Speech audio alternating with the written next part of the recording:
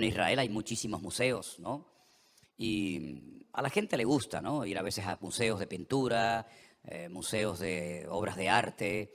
Hay un museo muy bonito en Jerusalén, que es el famoso Museo del Templo, donde llevamos a los grupos, cuando los llevamos allí, donde se encuentran pues todas las cosas que se van a usar en principio en el templo, en el tercer templo cuando los judíos lo reconstruyan, ¿verdad? Por tercera vez.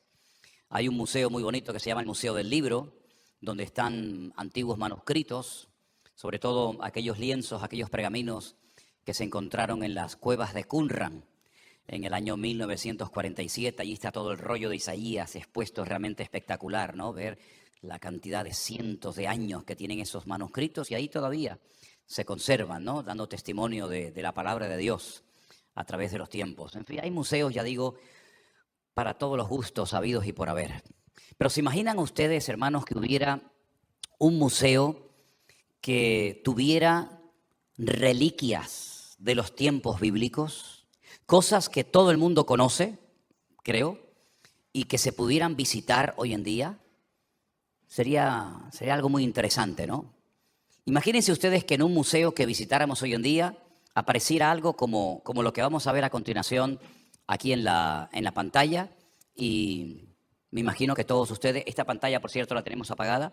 Imagínense ustedes, por cierto, que vamos al museo y nos encontramos unas cuantas piedras. ¿Y eso qué es? Una onda. Y nos dicen, esa es la onda que utilizó David cuando era jovencito, ¿no? Y él no fue a pelear con el gigante Goliat, él no fue a matar a Goliat, él ni siquiera sabía quién era Goliat. Él fue porque su padre lo envió para que le llevara comida a sus hermanos y para que vieran cómo estaban. Pero estando allí, se da cuenta de que la gente está asustada, lleva mucho tiempo pasándolo mal y le comentan que hay un gigante llamado Goliat y que nadie se atreve a pelear con él. Entonces él se ofrece voluntario y con una herramienta como esa, que eso tiene una fuerza como un tiro, como una bala, eso puede matar a una persona sin ningún problema y todavía la usan en Oriente Medio, pues nos dice, mira, ahí está la onda que utilizó aquel joven pastor, porque aunque él no fue a pelear contra el gigante Goliat, porque no sabía que estaba allí, pero él siempre iba armado, porque él era pastor de ovejas. Y él dice que en más de una ocasión tuvo que levantarse contra osos y contra leones. Hoy en día en Israel no hay ni osos ni leones, pero en aquel tiempo sí. Y entonces dice que él se jugaba la vida defendiendo el rebaño de ovejas de su padre. Y cuántas horas habrá practicado, ¿verdad?, para tener esa puntería tremenda que tenía, que con una sola piedra derribó y venció para siempre al gigante Goliat.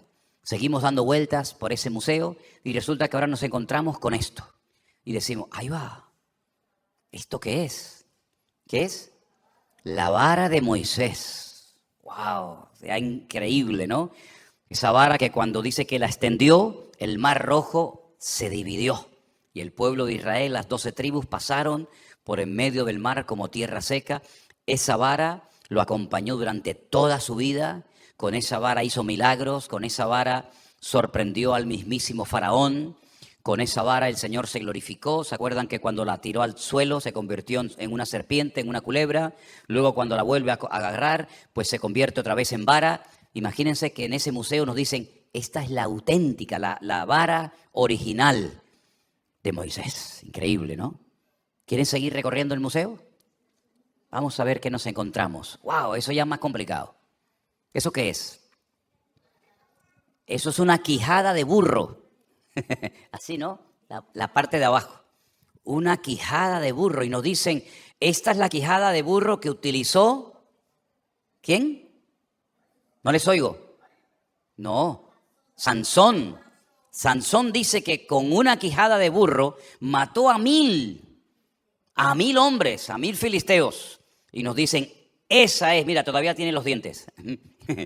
Esa es la quijada de burro que utilizó Sansón para obtener una gran victoria aquel día para el Señor, matando a 1000 filisteos con ese arma, ¿verdad?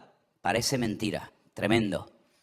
Seguimos recorriendo nuestro museo virtual, wow, y llegamos nada más y nada menos que a la joya de la corona. Llegamos al Arca de la Alianza.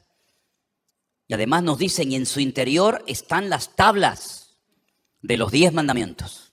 Aquellas que rompió Moisés y después las otras, las que estaban escritas por delante y por detrás, ¿no? No como nos pintan muchas veces las tablas escritas por delante nada más, sino que estaban realmente escritas por delante y por detrás. Y dentro hay una copa llena con un poco de maná del desierto, cuando Israel estuvo caminando. Y allí veríamos el arca original, no una réplica como esa que tenemos nosotros en la entrada de la iglesia, ¿no? Sino la original, increíble. ¿Hay más cosas en el museo virtual? Ah, mira. Hemos llegado a una barca, esta es una, y esto es verdad, esto es una réplica de una barca de la época de Jesús. No es de la época de Jesús, hay un museo, ese es el mar de Galilea, se llama el mar de Galilea, se llama el Kineret, que viene de Quinor, que significa arpa, porque tiene forma de arpa. Se llama el mar de Galilea, el mar de Genesaret, donde estuvo el Señor Jesucristo con sus discípulos, ¿verdad? Es un lago completamente cerrado, ¿verdad? Al norte estarían los altos del Golán, al otro lado estaría Gadara, de donde vino aquel famoso endemoniado de Gadara, ¿verdad? Las ciudades de Capernaum, la ciudad o el pueblo de Naún, estaría Tiberias, en fin, el lago donde el Señor caminó por las aguas, donde calmó la tempestad, donde hizo milagros tremendos, ¿verdad? Y esa es una barca que imita a cómo eran las barcas en la época de Jesús. Lógicamente no tenían motor, eran barcas de vela. Y Jesús, imagínense, viajaría muchas veces con sus discípulos en una barca como esa. Pero imagínense que en el museo nos dicen, esta es la barca original que utilizó el Maestro, que utilizó el Señor con sus discípulos hace 2000 años. ¿Cuántas fotos nos sacaríamos, eh? Todo el mundo se quisiera montar y tocarla, ¿verdad? Pero hay más cosas, más sorpresas. ¡Wow! Y dentro de una urna de cristal nos encontramos esto. Y todos la conocemos, ¿verdad? La corona de espinas. No una corona de oro, perlas y diamantes y zafiros y rubíes, ¿no? Sino una corona de espinas que le pusieron en la cabeza al Señor Jesús, y dice que le golpeaban en la cabeza, ¿no? Para que clavaran esas espinas en su cabeza y sangrara de una forma terrible. Y nos dijeran, esa es la corona de espinas que llevó el Señor Jesucristo hace 2000 años, cuando estuvo en este mundo. Creo que no hay más fotos, ¿no? Podríamos haber puesto muchísimas más. Pero queridos hermanos, esto es simplemente algo que yo lo quiero utilizar para decirles que una mujer llamada Helena, o Santa Helena, como la conocen los historiadores, fue la madre del emperador romano Constantino.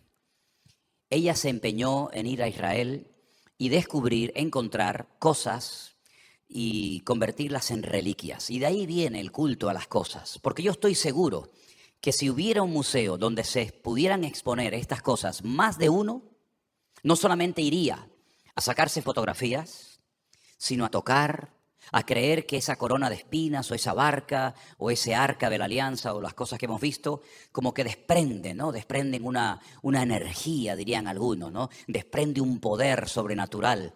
Como por ejemplo cuando ustedes van al Santo Sepulcro, digamos al tradicional, al católico, ¿no? Pues encuentran que hay madres que cogen a sus niños pequeños y en esa losa de mármol que hay enorme, pues frotan y ahí mueven a los niños. Y he visto gente que se revuelca en esa losa y gente que lleva ropas y prendas de gente enferma.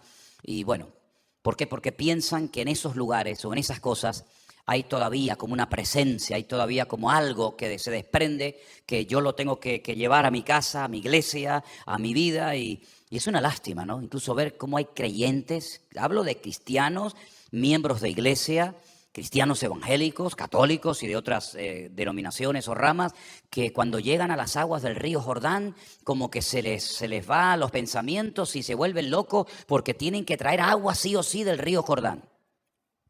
Porque como que es un agua bendita. Y otras personas traen tierra. Y el tema de las reliquias se ha extendido por todas partes del mundo de una forma tremenda.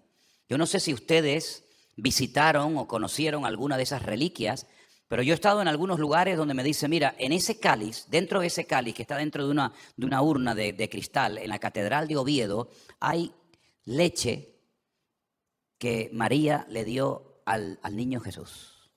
Y la gente hace cola para ir a ver unas gotitas. Claro, no van a encontrarse 10 ni 20 litros, imagínate lo que sería aquello. Sino unas gotitas de la leche que María le dio al niño Jesús. Y en Las Palmas hay un parque que se llama el Parque de San Telmo, donde hay una pequeña iglesia, una pequeña capilla, donde dicen que están clavos que se utilizaron en la crucifixión del Señor Jesucristo y estacas, ¿no? Estacas, ¿no? ¿Cómo se llama lo que se clava a veces cuando uno coge algo de madera? Astillas de la cruz del Señor Jesús. Y en otros lugares dice que está la túnica y en otros lugares dice que está esto y está aquello. La realidad es que aunque todo eso existiera y se pudiera fotografiar y lo pudiéramos ver y lo pudiéramos tocar, hermano, en esos objetos inanimados no hay ningún poder. El único que tiene todo el poder y toda la autoridad es nuestro Dios. Si pudiéramos tener en nuestras manos la quijada de burro que utilizó Sansón, no deja de ser un trozo de hueso seco. Porque la gloria no se la llevó la quijada de burro, la gloria se la llevó el Señor. Y si pudiéramos tener en nuestras manos la túnica que usaba el Señor, el manto que utilizó el Señor Jesucristo, las sandalias de Pedro o un trozo, ¿verdad?, de la ropa de cualquier discípulo, a nosotros sinceramente eso ni nos va ni nos viene. Pero es una lástima ver cómo a la gente le gusta y a veces hasta como que necesitan tener algo que puedan tocar cuando la Biblia dice que el justo, el creyente, el que ha nacido de nuevo, el que ha entendido la palabra de Dios, el que ha recibido al Señor en su corazón, no anda por los sentimientos, no anda por emociones, no anda porque toqué a piedra, porque toqué aquello, sino anda por fe, dice la Biblia. El justo por la fe vivirá. Y nosotros no tenemos que adorar a nada ni a nadie. Al Señor tu Dios adorarás y a Él solo servirás. Que nunca jamás en nuestra vida creamos que tenemos algo o tenemos que ir a un lugar a tocar o a ver o a sentir o a oler algo que es lo que nos va a cambiar la vida. Porque el que cambia la vida no son piedras, ni astillas, ni clavos, ni quijadas de burro. El que cambia las vidas y los corazones es nuestro Señor Jesucristo. Vamos a ver lo que sí tenemos y tenemos que saber usarlo. Y lo encontramos en la carta de Pablo a los Efesios. Pablo escribe esta carta junto con 3 más desde la cárcel. Es una carta muy bonita que contiene muchas instrucciones y muchos consejos y muchos mandamientos. Pero en el último capítulo de la carta de Pablo a los Efesios, concretamente en el capítulo 6, a partir del verso 10, la palabra de Dios dice así. Por lo demás, hermanos, es decir, Él les viene hablando de muchas cosas a los padres, a los hijos, a las casadas, poniendo orden en la iglesia, hablando de los distintos ministerios que se mueven en la iglesia. Y dice, por lo demás, como diciendo, además tengo algo más que comunicarles, hermanos míos, fortaleceos en el Señor y en el poder de su fuerza. Fortaleceos. Luego ya sabían ellos cómo se debe de fortalecer un creyente. Porque si les dice, fortaleceos en el Señor y en el poder de su fuerza, lo obvio, lo lógico es que ya ellos sabían cómo se fortalece un creyente. Por consiguiente, si no sabían cómo fortalecerse en el Señor, lo que iban a hacer era debilitarse espiritualmente hablando, que es lo que lamentablemente le pasa a muchos creyentes. Que en vez de estar cada vez más fortalecidos, más firmes en el Señor, al no estar fortalecidos y firmes en Cristo, constantes, y creciendo y madurando en el Señor, lo que hacen es que su fe se debilita. Su comunión con el Señor es prácticamente inexistente o nula. Y entonces, en vez de estar fuertes, están débiles. Físicamente y espiritualmente también. Y por eso el mandato de fortalecernos en el Señor y en el poder de su fuerza es algo que está en pleno vigor para nosotros hoy en día. Yo pienso que lo que vamos a leer a continuación nos va a ayudar para saber cómo puedo fortalecerme en el Señor, por si alguien se lo está preguntando. Y hermano, yo me quiero fortalecer en el Señor. ¿Y cómo lo hago? Número 1, vístanse de toda la armadura de Dios. Esa es la mejor forma de fortalecer su vida. Porque la armadura de Dios, como vamos a leer ahora, que yo sé que ustedes la conocen, cubre todas y cada una de las áreas sensibles y más importantes de nuestra vida. Vístanse con toda la armadura de Dios. Y si alguien preguntara a Pablo, ¿y por qué tenemos que ponernos esa armadura? Metafóricamente hablando, dice, para que podáis estar firmes contra las acechanzas del diablo. Es decir, si no nos vestimos de esa armadura, Si no nos apropiamos y usamos adecuadamente esa armadura, esas armas espiritualmente hablando, pues difícilmente vamos a poder estar firmes cuando el enemigo nos ataque. Porque fíjense lo que dice Pablo, porque no tenemos lucha contra sangre y carne. Fíjense que él no está hablando en términos pasados. No tuvimos una lucha o no tendremos en el futuro, sino que habla en tiempo presente. No tenemos lucha contra sangre y carne. Luego ya se descarta ese tipo de batallas. Nuestra lucha es contra principados, de ahí viene la palabra príncipes, potestades, gobernadores de las tinieblas de este siglo, huestes espirituales de maldad en las regiones celestes. Fíjate cómo Pablo está describiendo, como ningún autor de la Biblia, ninguno lo hace tan bien como él, cómo está organizado el mundo espiritual de las tinieblas. Él no está hablando de la parte buena del mundo espiritual, él no está hablando de serafines, de querubines, que se mencionan sobre todo en el Antiguo Testamento. No está hablando de aquellos seres vivientes, ¿verdad?, que describe el libro de Ezequiel y también, como no, el libro del Apocalipsis. No, él no está hablando de esa parte del mundo espiritual. Él está hablando, digamos, de la parte de las tinieblas. Principados, potestades, gobernadores de las tinieblas, huestes espirituales de maldad en las regiones celestes. Y entonces ahora vienen los consejos para poder vivir una vida cristiana fuerte en el Señor. Por tanto, ante esta cruda realidad de que estamos en batalla y sabemos quiénes son nuestros enemigos y quiénes no son nuestros enemigos, por lo tanto, teniendo ya esta información, tomad toda la armadura de Dios. Me gusta que diga toda, porque alguien podría decir, bueno, esto y esto me parece bien, pero esto como que no va conmigo. No. Si te vas a poner esta armadura espiritualmente hablando, tómala y úsala toda, para que podáis resistir, otra vez habla de resistir, en el día malo, y habiendo acabado todo, estar firmes. Todos hemos tenido días buenos, ¿sí o no? Días buenos en el matrimonio, días buenos a nivel familiar, a nivel ministerial. Todos hemos tenido días y temporadas y épocas buenas. Pero creo que también todos hemos tenido temporadas malas, en todo. En el matrimonio, en el ministerio, en la iglesia, en el negocio, con los hijos, con la familia. Bueno, y entonces cuando llegue ese día malo, pues dice la Biblia que si tú ya te has puesto esa armadura y sabes cómo usarla adecuadamente, vas a estar firme en el día malo, y cuando acabe el día malo, porque siempre acaba el día malo, aunque a veces parece que no se va nunca, vas a estar firme. Luego, si bien es cierto que la armadura la tenemos que tener siempre puesta, sobre todo te va a venir muy bien cuando te venga el ataque. Que no te encuentre desprevenido el Señor cuando el enemigo venga a tentarte, cuando el Señor venga incluso a probar tu fe, que es algo completamente diferente a la tentación, que estés bien preparado, bien entrenado, ¿verdad? Que sepas cómo se usa una cosa, cómo se usa otra cosa, para que o en el día bueno o en el día malo tú puedas estar firme, sin titubear, dando testimonio de que has salido del fuego victorioso y bendecido y más renovado y con las ideas más claras que nunca. Amén, hermanos. Y ahora vamos a pasar a cómo es esa armadura. Estad, pues, firmes, ceñidos vuestros lomos con la verdad. La mentira, yo he dicho muchas veces, que esclaviza, ciega al hombre.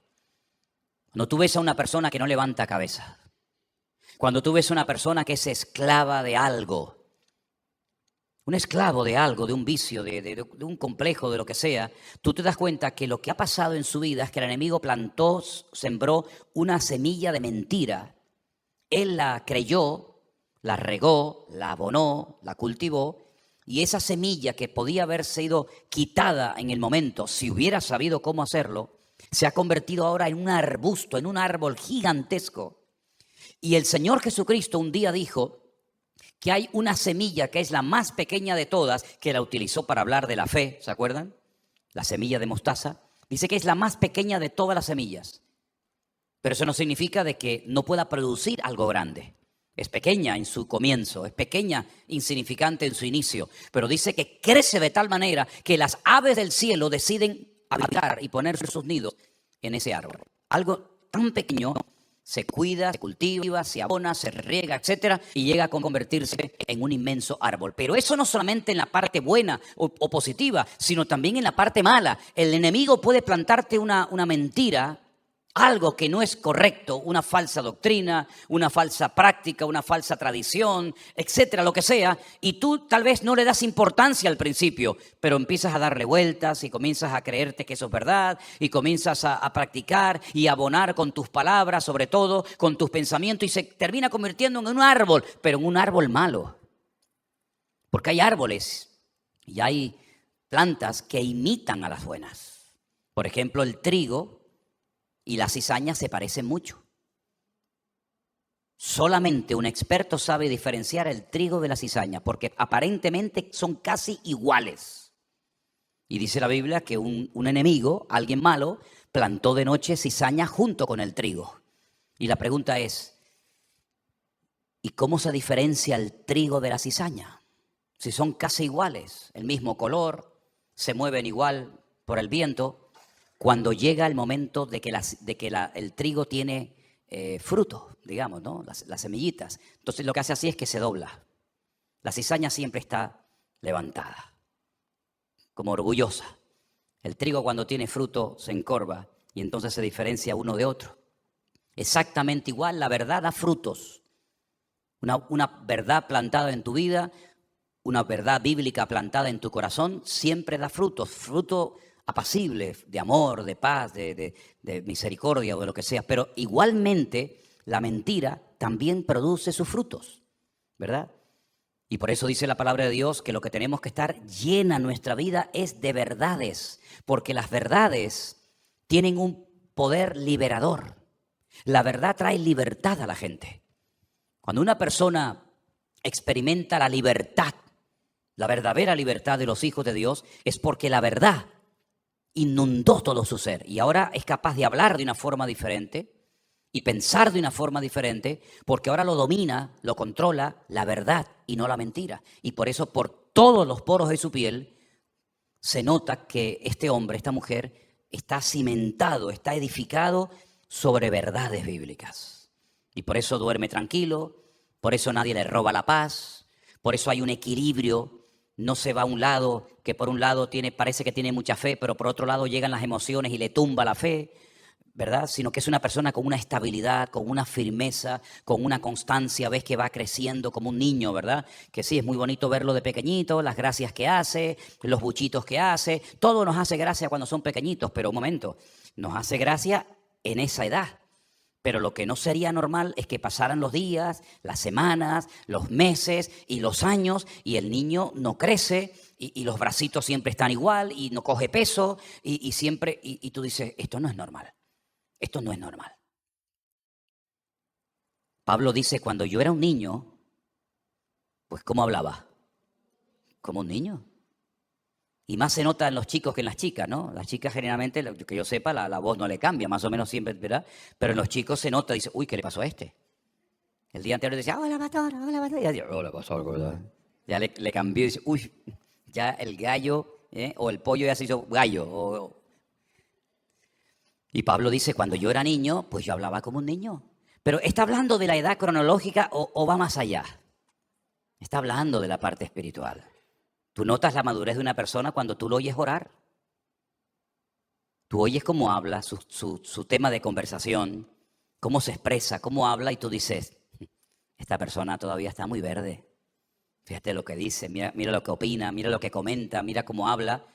Pero cuando tú ves una persona madura en el Señor, con las ideas claras, plantado sobre la sana doctrina, sobre las verdades bíblicas, tú te das cuenta que hay un peso, hay una seriedad en su forma de comportarse, su forma de actuar. No es un mocoso, un chiquillaje, como decimos por aquí, ¿verdad? Sino es una persona que habla con coherencia, una persona con criterio, una persona que dice, oye, cuidado que cuando este habla, este no habla tonterías, este habla cosas de peso, ¿verdad? Y tal vez no entendiste lo que quiso decir, pero cuando llegas a tu casa dices, wow, eso que dijo, que fueron 3 palabritas, pero madre mía, fueron 3 palabras, como dice, que las palabras de los sabios se te clavan en el corazón como si fueran auténticas estacas, ¿no? Y Pablo dice, cuando yo era niño hablaba como niño, pensaba como niño, es decir, la mente del niño, pues no puede permitirle al niño comportarse ni pensar como un adulto, ¿verdad? Sino que su comportamiento, su vocabulario va en proporción a su nivel de madurez. Por eso hay una etapa de la vida que se llama la adolescencia. Adolecen de ciencia, ¿verdad? Adolecen de conocimiento. Y dice, hablaba, pensaba y juzgaba como un niño.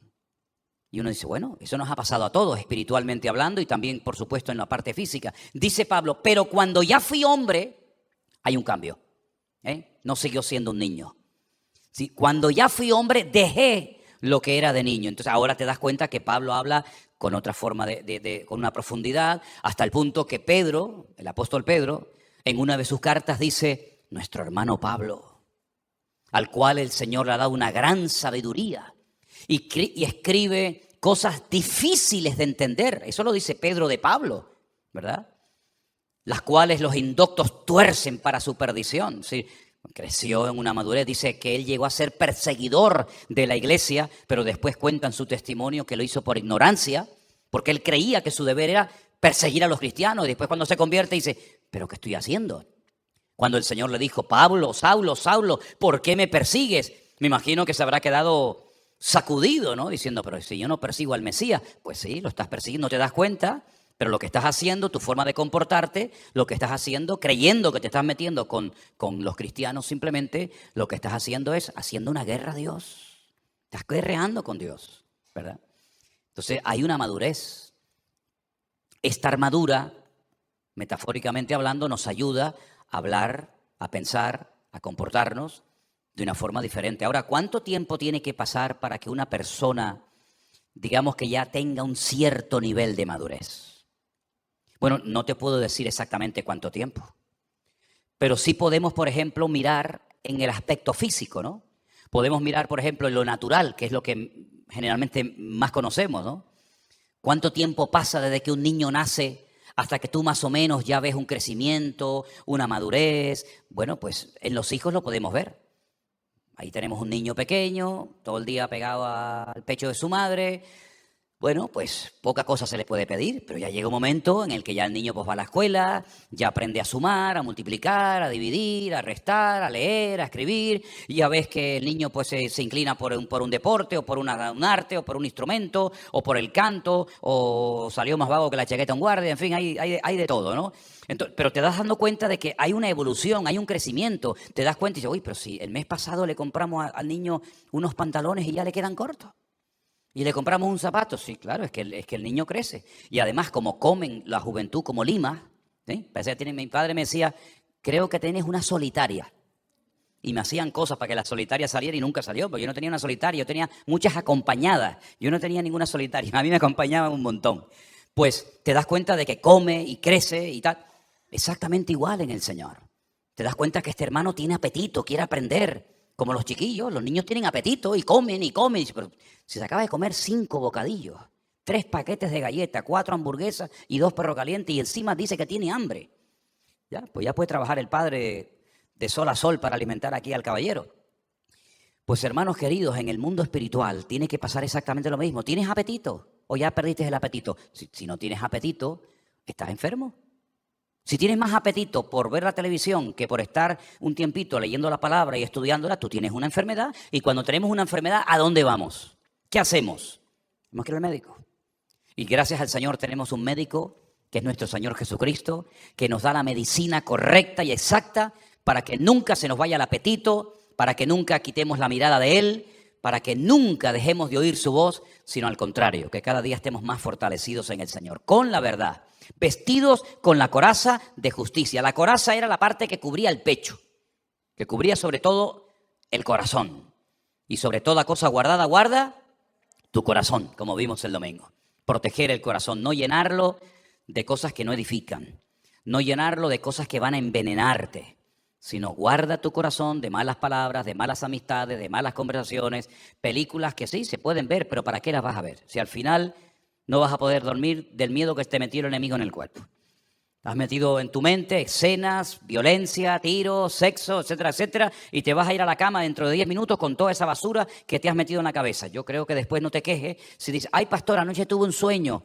Sí, claro, no vas a tener un sueño con todos los tiros y con todas las metralletas, y encima después vienen y te piden que le interpretes el sueño. ¿Ven? Calzados los pies con el apresto del Evangelio de la paz. Napoleón dijo en una ocasión que la guerra se gana por los pies. Fue una frase. Saben que Napoleón era un hombre que tiene muchas frases en la historia, ¿no? Pues él dijo que unas buenas botas pueden hacer que el soldado gane una guerra o la pierda.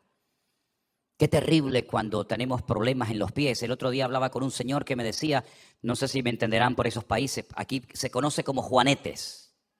Yo no sé por qué le pusieron ese nombre tan feo, juanetes. ¿Por qué no le pusieron antoñetes o pedretes o ricardetes, no? Pusieron juanetes.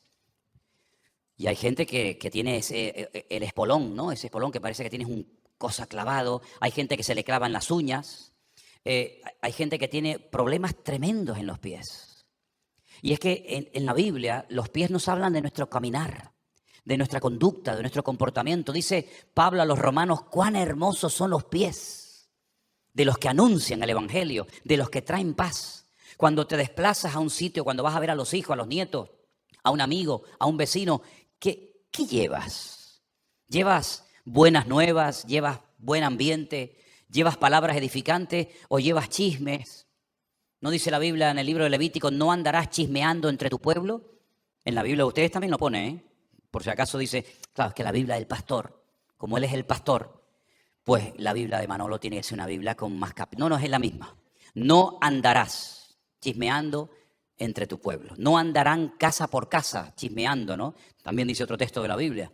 Por lo tanto, nuestro andar, nuestra conducta tiene que ir impregnada, como dice aquí, del Evangelio, es decir, de la palabra de Dios. El Evangelio es la buena nueva. El Evangelio es la vida de Cristo reflejada y manifestada en nuestra vida. Sobre todo, dice aquí, ojo, porque esto es muy importante. Sobre todo, tomad el escudo. El escudo de la fe.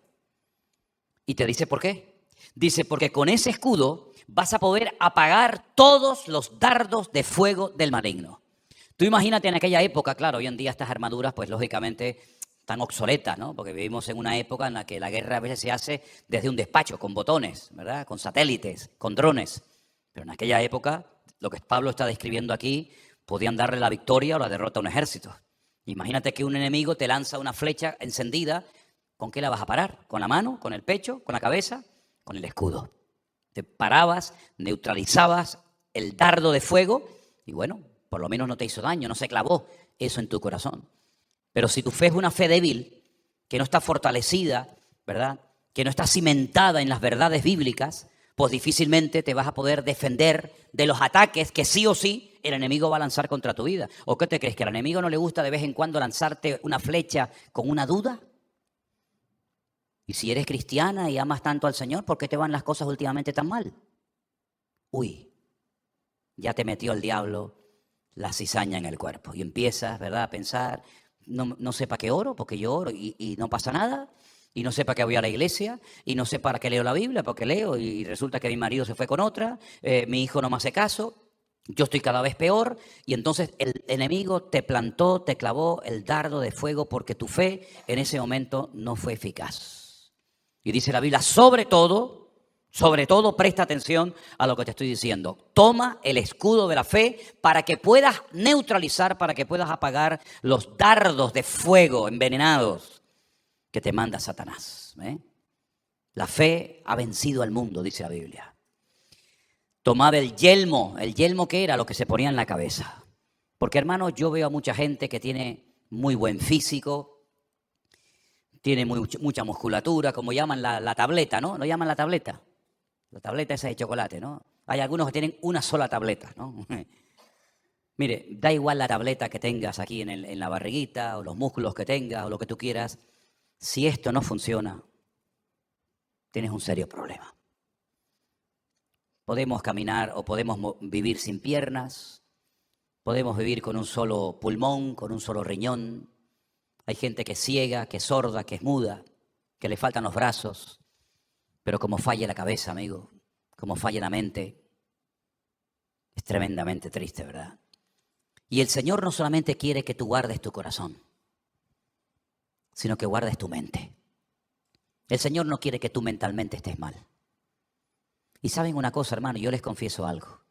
Yo he conocido tanta gente mal de la cabeza en las iglesias que uno se queda sorprendido. Porque se le ha dado mucha importancia al amor y a la fe y a la oración y a tantas cosas que están bien. Pero a veces hay gente que tiene problemas en su mente, de malos pensamientos, de complejos, de cosas que le hicieron que no superaron, malos pensamientos, ¿verdad? Decisiones que tomaron que marcaron su vida para bien o para mal. Y dice la Biblia que nosotros tenemos que pedirle al Señor tener la mente ¿de quién? De Cristo. La mente de Cristo no era una mente perturbada. Jesús no era un bipolar, ¿verdad? Que unas mañanas estaba de buen humor y a la media hora, madre mía, cuidado, no te acerques que te muerde. La mente de Cristo era una mente equilibrada, una mente sana, llena de paz constantemente.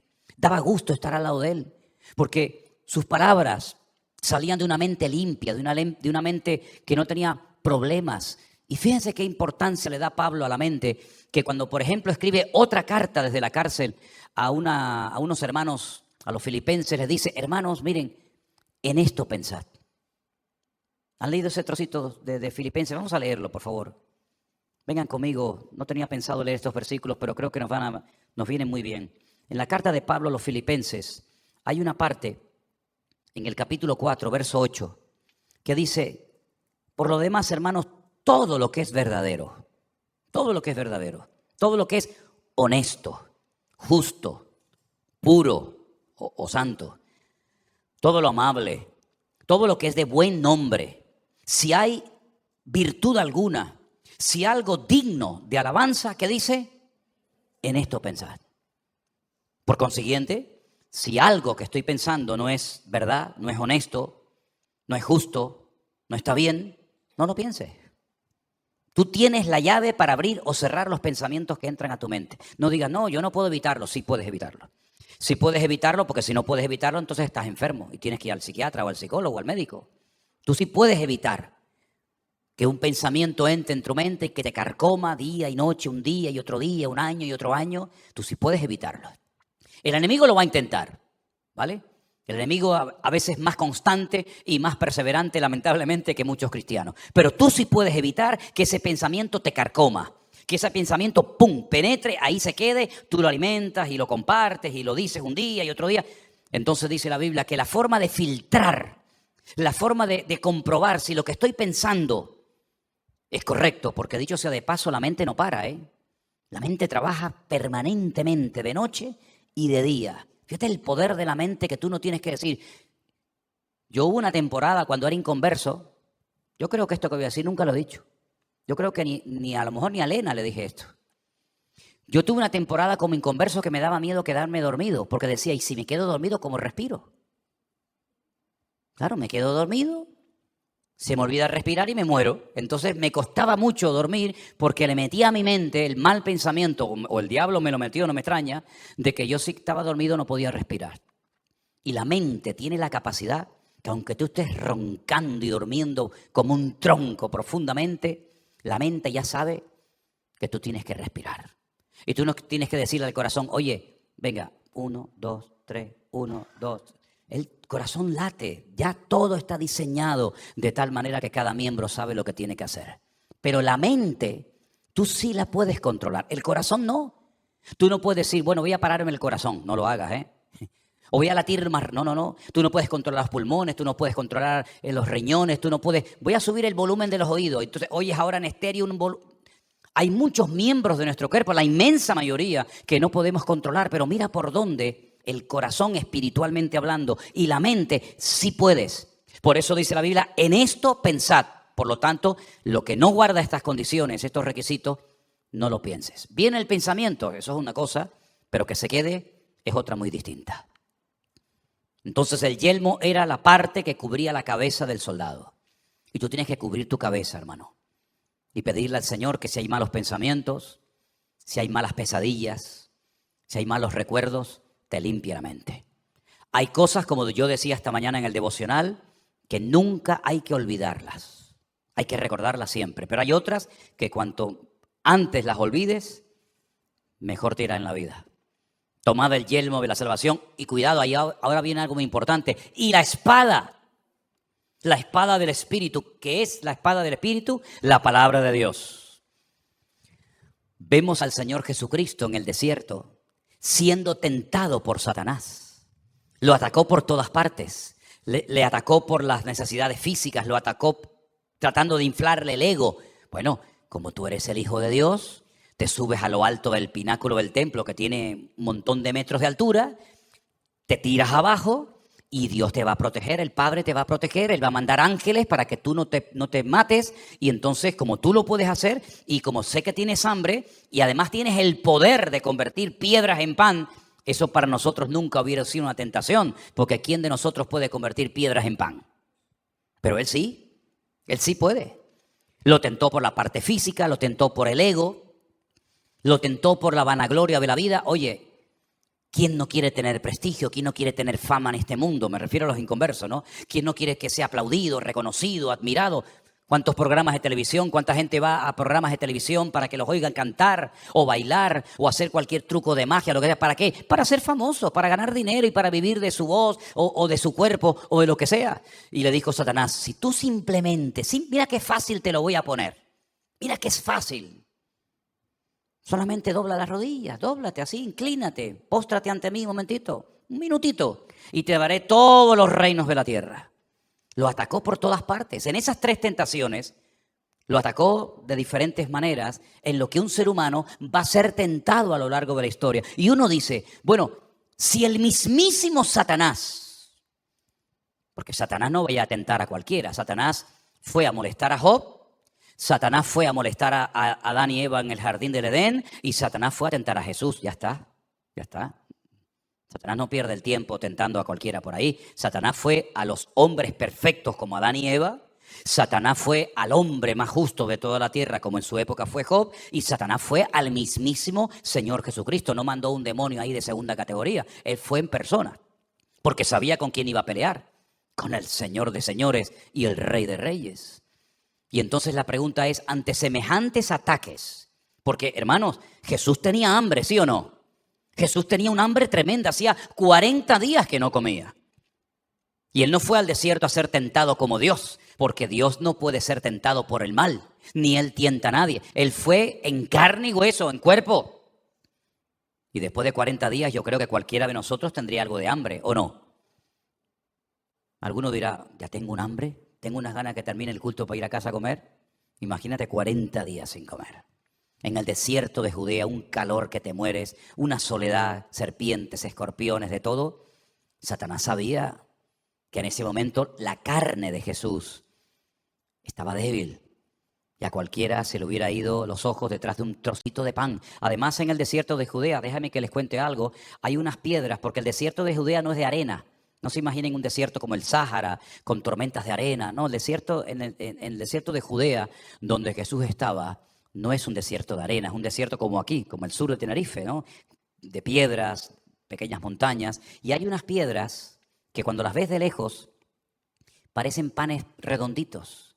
También hay otras piedras en el desierto de Judea que parecen ovejas. Y tienes que fijarte bien, porque no sabes si estás viendo un montón de ovejas o está viendo un montón de piedras, porque ¿saben cuándo las diferencias? Yo un día estaba en el camino de Jericó, ese que va de Jericó a Jerusalén, donde atacaron a aquel pobre hombre y el buen samaritano. Conocen la historia, ¿verdad? Y estaba viendo a lo lejos, en una curva donde siempre nos paramos a sacar fotografías, y estaba mirando, digo, oye, ¿aquello que está ahí a lejos que son piedras o son ovejas? Digo, vamos a esperar un momentito. ¿Sabes cuándo nos dimos cuenta que eran ovejas? Cuando se movieron.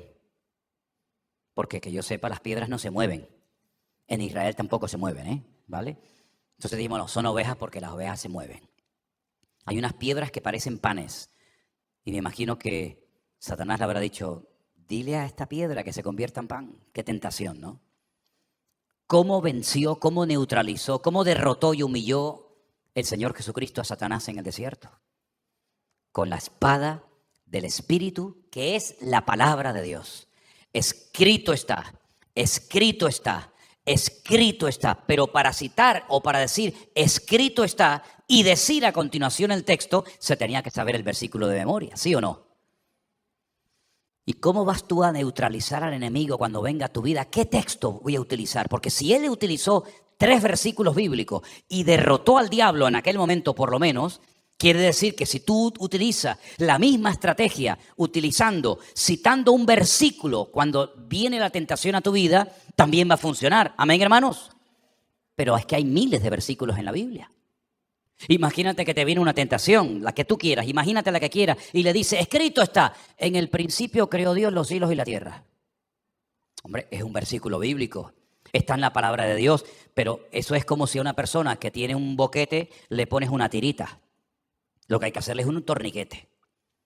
Entonces hay miles de versículos, pero tienes que saber cuál es el que necesitas para vencer a esta tentación, a aquella, a este o a aquella otra.